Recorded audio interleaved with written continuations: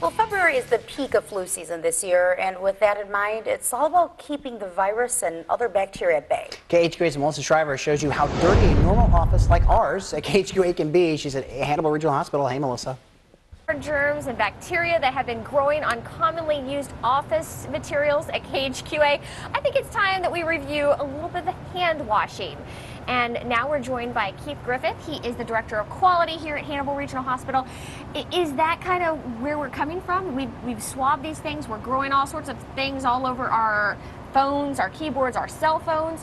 What does that say about what we need to be doing more of? So we know that all of these organisms are present in the environment everywhere we go. High-touch surfaces, doorknobs, light switches, everything we touch has been touched by other people. So yes.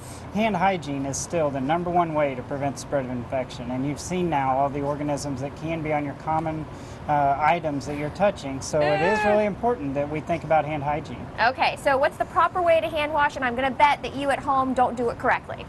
Well, obviously you need sink and water. We can use hand sanitizer, but having soap and water is a primary way to start with hand hygiene. One of the things that you see a lot of people do with hand hygiene is just they'll get them wet and then think you're done, right?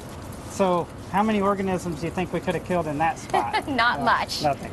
So our real goal is... a timer. We are supposed to be washing our hands for about 15 to 20 seconds. So here's the timer, guys. And... So the reason for 15 to 20 seconds is twofold. One, to make sure that you actually get all the surfaces of your hand clean.